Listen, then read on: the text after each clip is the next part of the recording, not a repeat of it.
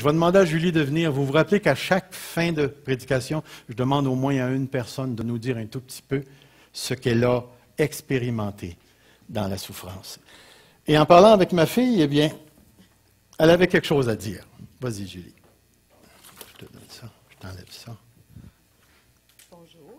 Oh, attends, il va t'allumer en arrière. Bonjour. Moi, ma première grande expérience avec la souffrance a vraiment été un point tournant dans ma vie. Puis c'était vraiment la même expérience que mon père, sa crise. Encore la faute du père, hein? Toujours. Mais la crise ou la dépression d'une personne dans la famille, ça touche à tout le monde. Et pour nous, ça a vraiment été quelque chose qui a changé notre famille. Moi, je suis l'aînée dans ma famille. Fait que quand mon père était en crise, ma mère souffrait, j'ai pris la responsabilité sur moi de prendre soin des autres. Ceux qui sont l'aîné, vous savez que c'est un peu naturel, ça. Je me sentais vraiment responsable du bonheur des autres dans ma famille. Et à la place d'aller vers Dieu avec ma propre souffrance, j'avalais mes émotions et je m'occupais des autres. Puis quand Dieu a commencé à guérir mon père, ma mère, ma famille, j'avais plus besoin de m'occuper des autres. Puis je savais pas quoi faire parce que j'avais toutes ces émotions-là en dedans de moi. Fait que j'ai réalisé que j'étais devenue une personne pleine d'amertume, avec un cœur très dur. J'étais tellement fâchée contre Dieu. Pourquoi est-ce qu'il avait fait ça à une famille qui l'aimait, une famille qui voulait juste le servir? Puis pendant 3 ans, vraiment, j'ai resté pognée dans ces émotions-là. J'étais tellement négative que personne ne voulait être autour de moi. Personne ne voulait sortir, prendre un café avec moi, rien, parce que j'avais juste des mauvaises choses à dire. J'ai même perdu des amis dans ce temps-là. Finalement, j'en avais assez, je n'étais plus capable. Puis j'ai décidé d'aller voir un thérapeute chrétien. La guérison n'a pas été instantanée, mais ça m'a laissé avec une image puis une leçon très chère. C'est ça en français? Oui, Cher? Oui. OK. Le thérapeute m'a expliqué que j'étais comme de l'or. Et pour purifier l'or, il faut du feu. Beaucoup, beaucoup de feu. Puis quand on réchauffe l'or, on chauffe l'or, les imperfections, les défauts montent à la surface. C'est plus facile de les enlever comme ça. Puis la purification prend plusieurs chauffages. Parce que juste chauffer une fois, c'est pas assez.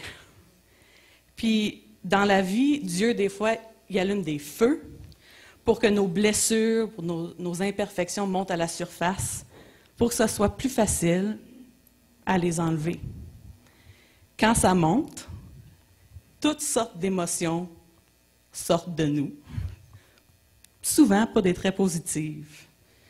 C'est comme si notre nature humaine se bat contre Dieu.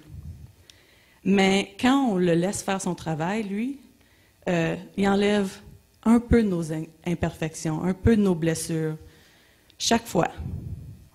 Puis il est en train de nous purifier avec la souffrance. J'ai trouvé beaucoup de passages, de versets dans la Bible qui parlent qu'il faut qu'on se réjouisse dans notre souffrance, comme Romains 5, 3, 1 Pierre 4, 13 ou Colossiens 1, 23, ça dit « Réjouissez-vous dans la souffrance ». Puis on ne se réjouit pas parce que ça fait mal. On se réjouit parce que Dieu, par la souffrance, est en train de nous purifier. C'est ça que moi j'ai appris. C'est bon, c'est bon.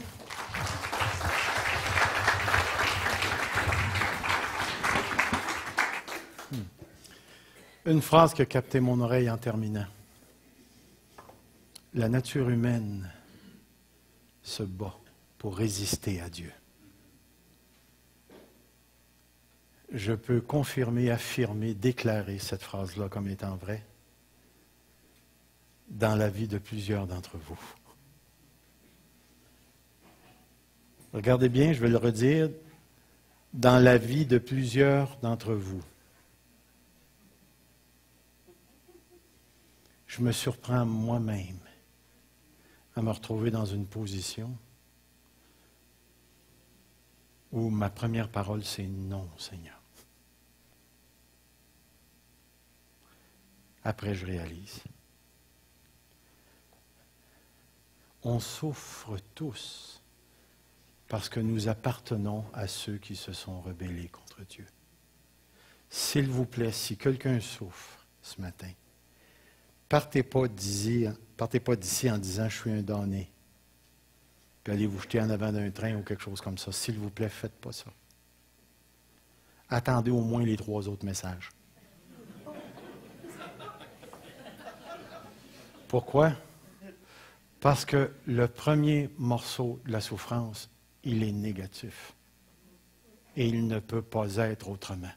Ce n'est pas la faute à Dieu si on souffre, c'est à cause de nous.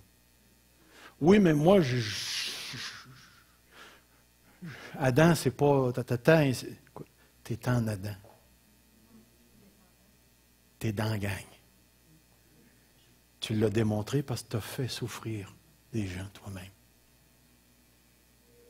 Alors, pars pas d'ici en t'imaginant qu'on vient de terminer tout ce qu'il y a à dire sur la souffrance. Laisse le Saint-Esprit agir dans ta vie dans les prochains dimanches matins. Julie l'a dit. Ça ne guérit pas tout d'un coup.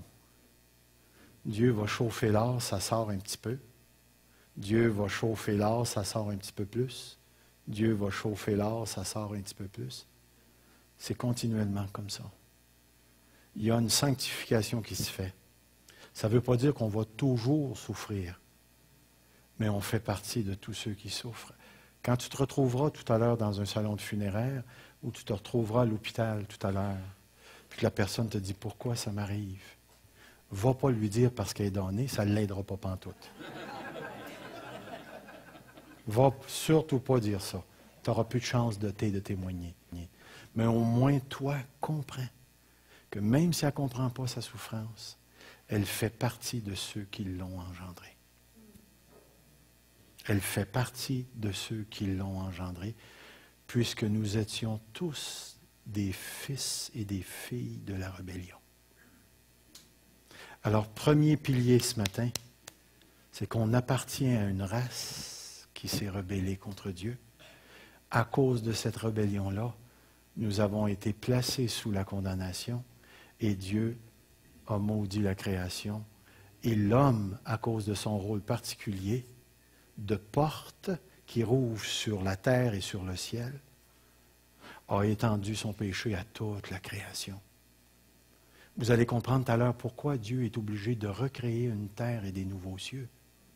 Parce que tout ce qu'on a touché, nous, on l'a corrompu. Alors, premier pilier, nous souffrons tous à cause de ce que nous avons engendré en Adam. Courbons-nous devant Dieu. Merci Seigneur pour ce moment ce matin, pour le témoignage. Merci Seigneur pour tout ce que tu as fait dans nos vies. Viens parler à nos cœurs maintenant. Et quand la souffrance nous touchera, Seigneur, rappelle-nous que nous faisons partie d'un monde qui est sous la condamnation. Et que cette condamnation-là agit encore sur cette terre présentement. Jusqu'à ce que tu reviennes, ouvre nos cœurs à Jésus pour qu'on puisse comprendre de plus en plus de quoi il nous a sortis. Que ton Esprit Saint veille sur nous, nous remplisse et nous amène dans ces circonstances ici à glorifier le nom de Jésus-Christ par-dessus toute autre chose, toute souffrance, toute création et toute créature. Que le nom de Jésus-Christ soit glorifié. Amen. N'oubliez pas votre gâteau.